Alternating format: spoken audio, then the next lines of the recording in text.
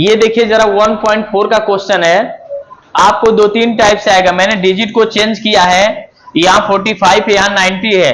आपके बुक में कुछ भी हो सकता है, यहाँ 90 हो सकता है, यहाँ 108 भी हो सकता है। ध्यान देना ना, क्या हो सकता है, यहाँ 90 भी हो सकता है, यहाँ 108 भी हो सकता है, 208 हो सकता है।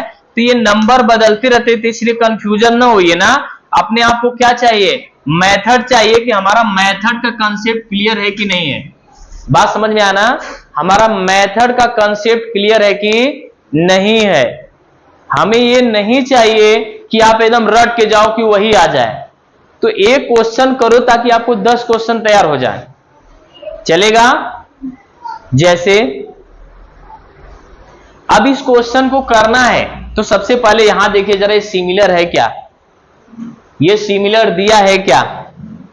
अगर सिमिलर दिया है तो आपको याद आना चाहिए, वो पूछेगा X Y upon A B का रेशियो, या हो सकता है Y Z upon B C का रेशियो। यही दो तीन क्वेश्चन बनेंगे ना, कि और बन सकते हैं इससे। यही नहीं पूछेगा अगर एरिया दिया है आपको स्क्वायर सेंटीमीटर दिया रहेगा आगे यूनिट में, तो आपको बोलेगा साइड का रेशियो फाइंड करना, या साइड दिया रहेगा बोलेगा एरिया फाइंड करो। इसके अलावा इस एक्सरसाइज से कोई भी क्वेश्चन नहीं बनता है। अगर आप एक दो क्वेश्चन अगर अच्छे से कर लोगे ना, तो आप, मैं गारंटी देता हूं, आप 3 मार्क्स पाएंगे इससे। समझ में आया? तो चलिए जरा देते हैं, मैं दोनों क्वेश्चन दोनों टाइप का बताऊंगा ना। अगर दोस्त ये दे दिया तो आप क्या फार्मूला लगाएंगे, area upon triangle X Y Z upon area of triangle A B C is equal to A B C equal to क्या लिखेंगे दोस्त, X Y upon A B का होल स्क्वायर। लिख लेंगे, कोई दिक्कत है? अब आप देखो इसकी वैल्यू दिया है तो इसकी जगह लिखेंगे, और नहीं तो इसकी वैल्यू दिया रहता तो इसकी जगह लिखते। दोनों टाइप का क्वेश्चन बताऊंगा। X Y upon A B का होल स्क्वायर है, कोई तकलीफ किसी को यहां तक? अब इसको सॉल्व कैसे करना है देखा जाए, सबका समेशन बता रहा हूं ना। 45 1 जा 45 2 जा। अब इसको पहले भी लिख सकते हैं आप, मैं पहले एक बार फिर क्लियर कर रहा हूं। अगर अच्छे से पढ़े रहोगे तो कोई प्रॉब्लम नहीं है। और कुछ लोग काम चलाओ देखेंगे, अरे कर लेंगे एग्जाम आएगा, तो ऐसे देखते रहो जिंदगी भर। आप जिंदगी भर काम चलाते रहो, ऐसे विकलांगता अपने में पाओगे, नहीं कि नहीं? ये सीरियसली देखना है आपको कि एक टाइप के कैसे हम 10 क्वेश्चन कर सकते हैं। तो ये देखो आया, तो X Y upon A B लिखा है, स्क्वायर हटाएंगे तो क्या लगाते हैं दोस्त, बोलिए 2 प्लस माइनस रूट। कोई डाउट है? अब प्लस लेके चलिए तो 1 का तो 1 ही हो जाएगा, और 2 का रहने दीजिए रूट में। तो यही क्या हो गया, आपका आंसर हो गया। कोई टेंशन है? या आपको इसी में बोलता, ये नहीं दिया होता, अगर वो बोल देता दोस्त, यहीं पे पूरा बोर्ड दिख रहा है ना, अगर आपको यहीं पे बोलता कि X Y upon A B या Y Z upon B C is equal to 4/5 है, ऐसे देता, और बोलता कि ये दोनों ट्रायंगल क्या है, सिमिलर है, then find area X Y Z and area of A B C. तो आपको कुछ नहीं करना है, फिर यही फार्मूला लगाना है। और आप क्या रखेंगे जब दूसरा टाइप क्वेश्चन पूछेगा, तो बोलिए X Y Z upon area of A B C. तो आप क्या लगाते हैं, जब देखो इसकी वैल्यू दी रहेगी तो इसकी जगह रखते, अगर इसकी वैल्यू दी रहेगी तो इसकी जगह रखते। आपको कुछ नहीं करना, अगर एक्स वाई दिया है तो एक्स वाई की जगह रख दीजिए। कितना मैं बोला हूं, 4/5 का होल स्क्वायर, यानी तब क्या आंसर आता। अब ये नहीं कंफ्यूजन कि सर यहां पे तो अपने एरिया दिया था, साइड ला दिया। अब दोनों टाइप का क्वेश्चन बना ना, तो 1.4 में 2 ही टाइप का क्वेश्चन ही बनता है। या तो एरिया दिया, एरिया का रेशियो दिया रहेगा, साइड का रेशियो पूछेगा तो इस तरह करेंगे, या तो साइड का रेशियो दिया रहेगा एरिया पूछेगा तो इस साइड करेंगे। तो दोनों टाइप का क्वेश्चन समझ में आया। 1.4 से इससे ज्यादा क्वेश्चन नहीं बनता है और आता जरूर है। ये क्लियर हुआ सबको? कोई डाउट है बोलिए। ये आया ना? और आपके सभी लोग जहां भी पढ़ते होंगे ऐसे क्वेश्चन आते ही रहते हैं। ठीक, तो चलो अगले क्वेश्चन की तरफ चला जाए। अब सपोज करो आपको ये क्वेश्चन आ जाए, शायद 1.2 या 1.3 में है ना, 2.2 में है या 2.1 में है, 2.1 में है। तो देखो 2.1 में एग्जाम्पल भी सब करके जाने हैं आपको। ठीक, वहां पे हम लोग पाइथागोरन ट्रिपलेट को सॉल्व करते थे। तो उसी में हमने एक थ्योरम बताया था कि जो ये परपेंडिकुलर साइड होती है ना, इसका स्क्वायर, ये जिनको दो पार्ट में कट किया है इनके प्रोडक्ट के क्या होता है।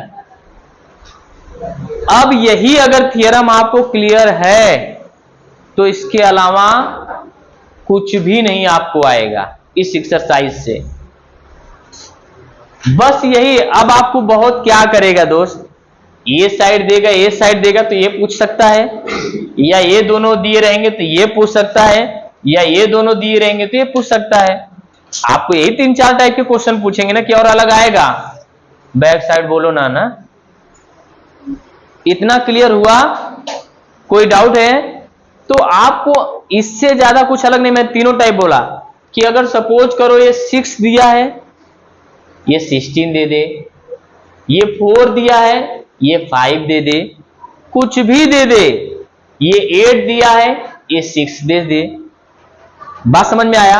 अगर मैं Q1 पूछूंगा तो क्या बोलेंगे? तो यही फार्मूला रखेंगे दोस्त ना, Q1 का स्क्वायर, Pn अगर 6 है, अगर मैं 16 लेके चला तो कितना लेंगे? 96 आया, तो Q1 का स्क्वायर। तो Q1 क्या हो जाएगा यहां पे? आप देख लो, इसको हम लोग क्या लिख सकते हैं दोस्त? 16 6 जा लिख सकते हैं। और 16 किसका स्क्वायर होता है? ये आंसर हो जाएगा आपका। ठीक, अगर मैं दोनों को 10-10 लेके चलता तो 100 होता, तो ये कितना बाहर आ जाता? 10 आ जाता। अगर मैंने 4 5 जा 20 लिया तो कितना आ जाता? 2√5 आ जाता। कोई दिक्कत है क्या? अब इसी में क्वेश्चन और जोड़ता हूं दोस्त। अगर आपको सोचो ये फाइंड करना है NR और ये 4√6 दिया है, तो आपको बोलेगे NR फाइंड, तो भी यही फार्मूला लगाएंगे, Qn का whole square is equal to Pn into NR। Theorem एक ही है। जब आप देख जाना बोर्ड के एग्जाम में या किसी भी एग्जाम में ऐसा है तो एक फाइंड करना, तो आपको यही फार्मूला लगाना है। ठीक, तो आप सोचो कि आप किसकी वैल्यू क्या दिया है, तो इसका स्क्वायर कर देंगे। Pn की वैल्यू क्या दिया है? 6। NR की वैल्यू क्या है? फाइंड करना है। तो ये देखो स्क्वायर है तो 4 4 जा 16 और √6 का स्क्वायर 6 इधर दिया है। तो आपको समझ में आया NR की वैल्यू कितनी आ गई? तो देखो यहाँ 16 पहले से मैंने वही दे के रखा था। आया समझ में? आपको घुमा फिरा के कैसा भी क्वेश्चन बोलेगा, इससे अलग बोलेगा क्या? आप बोलिए, इसके अलावा कुछ आएगा क्या? ठीक, तो समझा आपने? चलो अब इसके बाद हम लोग देखें। ऐसा क्वेश्चन ना आपको बदल बदल के बहुत बार आए हुए बोर्ड में। बात समझ में आना? हो सकता है आपको ये दोनों इक्वल ना दिए हो, ये 60-30 दिया हो, ये 60 है कि नहीं, या 40-45 दिया हो, तो हम लोग को मालूम चलनी चाहिए कि 30-60-90 का मतलब थ्योरम क्या होता है, 45-45-90 का थ्योरम क्या होता है। अभी हम लोग को देखने से क्या लग रहा है कि अगर ये दोनों साइड इक्वल है ना दोस्त ना, तो ये आइसोलेट ट्रायंगल दिख रहा है। लेकिन यहां 90 बना लिया तो राइट एंगल भी हो सकता है। लेकिन इसके कहने का मतलब अगर ये दोनों इक्वल है ना, तो ये दोनों एंगल भी क्या होने चाहिए? इक्वल होने चाहिए। क्या होने चाहिए? इक्वल भी होने चाहिए। तो ये भी 45 बनेगा और ये भी। बात समझ में आया? लेकिन एक्टिविटी में आया तो इतना दिमाग लगाने की जरूरत नहीं है। एक्टिविटी में आया हुआ 2-3 बार का क्वेश्चन है, ध्यान देना। अब आपको लिखा है ए बी और BC। AB और BC क्या है? दिया गया यानी गिवन भरेंगे, यहाँ पे फिलअप कर लेंगे। मैं पहले बता दे रहा हूं डिजिट चेंज होता है। आप हो सकता है ये न दिया रहे 30 60 दे दे, 60 90 दे दे, 90 तो दिया ही है, तो ऐसा कंफ्यूजन नहीं होना चाहिए, क्वेश्चन एक ही टाइप का आता है ना। अब 45 45 90 थ्योरम लगाइए। तो दोस्त एंगल आपको देखने से क्या लग रहा है, बी ए सी, यानी ये एंगल कितने का बना होगा,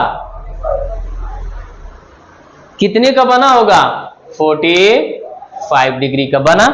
कितने का बना, 45। तो ये अपने आप ही एंगल क्या हो गया, क्यों, by using right angle triangle theorem, या किसी भी ट्रायंगल के तीनों एंगल का सम कितना होता है, 180।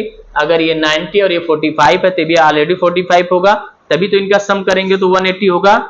कोई डाउट है किसी के मन में? तो अब बोलो A B is equal to B C, यहां क्या लिखेंगे दोस्त, क्यों, क्योंकि साइन 45 कॉस 45 की वैल्यू क्या होती है, 1√2 होती है कि नहीं होती है। ठीक, एक तरीका और अगर हम ट्रिग्नोमेट्री से करते तो भी और इजी हो जाता, लेकिन अभी हम लोगों ने थ्योरम लगा दिया ना 45 45 90 का। ठीक, अब यहां पर भी क्या भरते चले जाना है, 1/√2, यहां पर भी क्या भरना है, और √2 से, तो यही क्या है। सोचो आप एग्जाम में आपको 3 मार्क्स का आता है क्वेश्चन, तो 3 मार्क्स का आया हुआ क्वेश्चन कितना अच्छा लगा, कितना सेकंड लगेगा आपको, 30 सेकंड भी नहीं लगेंगे ऐसे क्वेश्चन करने में, और 3 मार्क्स आपको दे के जाएगा।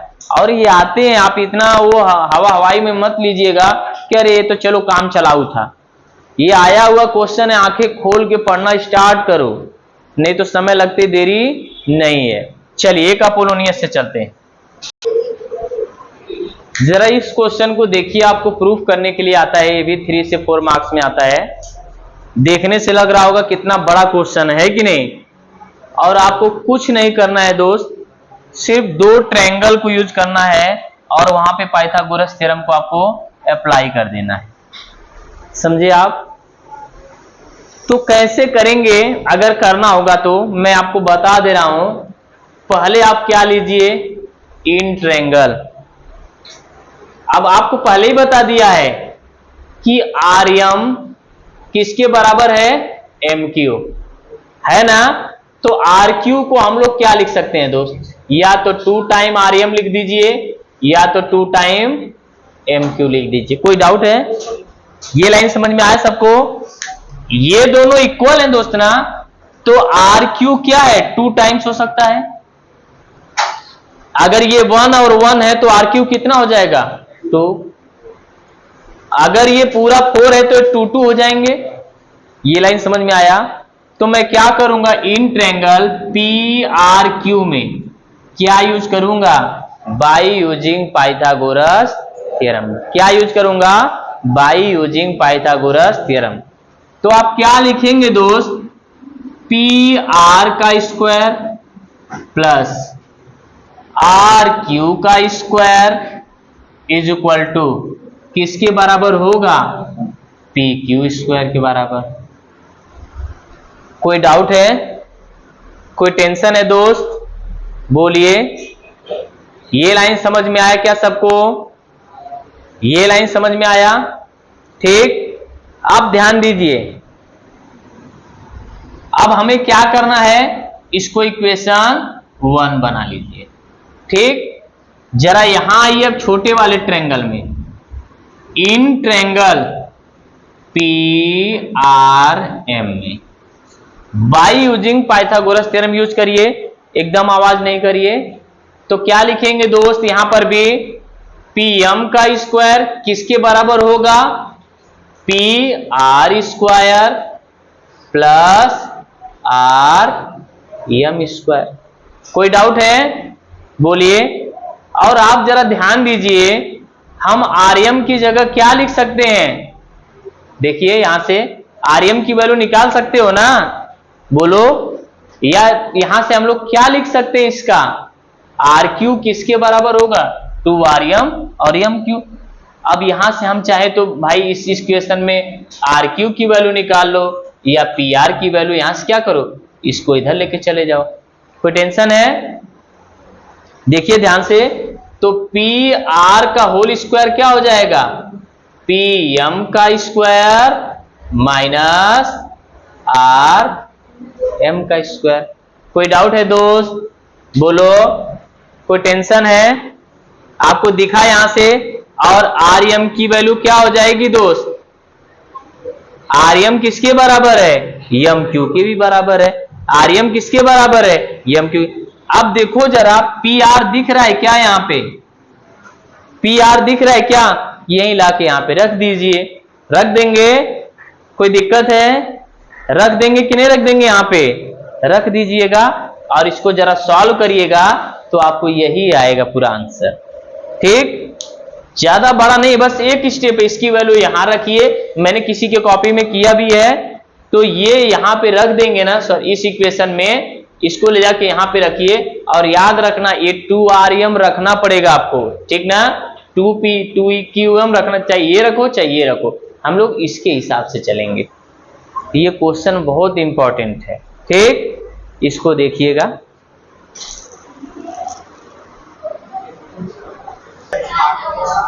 चलो जरा इधर देखो ये वाले क्वेश्चन को। तो सबसे पहले हम लोग ये देखेंगे, इस एक्सरसाइज से भी बड़े इंपॉर्टेंट दो टाइप के क्वेश्चन आते हैं। एक एंगल बाइसेक्टर थ्योरम, एक बीपीटी थ्योरम आता है ना। दोनों में से एक क्वेश्चन आपको जरूर आएंगे, ठीक है? तो चलो जरा इसको अगर करोगे तो आपको दिख रहा है कि एंगल बाइसेक्टर थ्योरम लगाएंगे। तो मैंने बोला था कि एक किस लाइन को कट किया है, तो आप बोलेंगे एसी को ये लाइन कट किया है, ठीक? तो आप क्या लिखेंगे दोस्त? एडी अपान डीसी, एबी अपान, कोई टेंशन है? कोई डाउट है? बोलो। तो एडी की वैल्यू क्या है दोस्त? x माइनस 2, और डीसी की वैल्यू क्या है? x plus 2। AB की वैल्यू क्या है? x, और BC की वैल्यू क्या है? कोई टेंशन है? इसके बाद क्रॉस मल्टीप्लाई करते हैं। क्या करते हैं? और आप सबको आना चाहिए कि इसका मल्टीप्लाई इसके साथ करेंगे और इनका मल्टीप्लाई इनके साथ करेंगे। तो अगर मैं इधर करूं तो यहां लिखता हूं मैं x माइनस 2 का मल्टीप्लाई x प्लस 5 के साथ। अब कभी कभी नंबर में दिया रहता है तो इजी हो जाता है ना, तो आप लोगों में हो सकता है नंबर भी आ जाए। और x का मल्टीप्लाई, अब मल्टीप्लाई करिए x का x स्क्वायर, और यहाँ पे 5x, यहाँ पे माइनस 2x, माइनस 2 5 जा 10, यहां से x स्क्वायर प्लस 2x, ये और ये क्योंकि इधर आके माइनस हो जाता, ठीक? यहां कितना बचा? 3x माइनस 10, इधर क्या है? 2x। ये प्लस इधर आकर क्या हो जाएगा? कोई डाउट? और ये माइनस है तो इधर आकर क्या हो जाएगा? तो कितना हुआ? ये लाइन समझ में आया सबको? अब आपको देखो, हो सकता है कि नंबर दे दे ना, तो भी चेक करेंगे कि ये बीपीटी है कि बीपीटी थ्योरम है ना, एंगल बाइसेक्टर थ्योरम है कि बाइप्रोस्पेरिटी थ्योरम है। दोनों में से एक टाइप्स का क्वेश्चन तो आता ही आता है। तो ये दोनों टाइप के क्वेश्चन हुए आपको। तो आपको 1.1 बचा, तो 1.1 से जरा देखिए, दीजिए जरा 1.1 से जरा देख लीजिए, कोई दिक्कत नहीं है। देखिए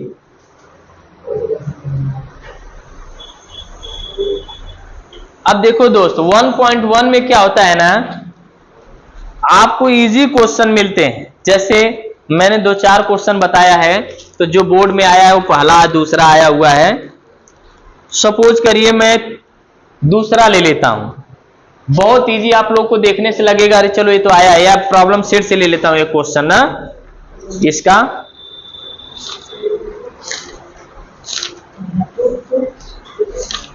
ये जाना, मैं प्रॉब्लम सेट का क्वेश्चन ले ले रहा हूं, ध्यान से, एकदम आवाज नहीं चाहिए।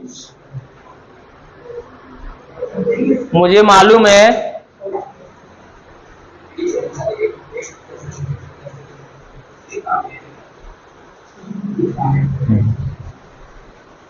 ये देखिए जरा, P है, ये Q है, ये M है, ये N है, ये R है, ये S है, ठीक।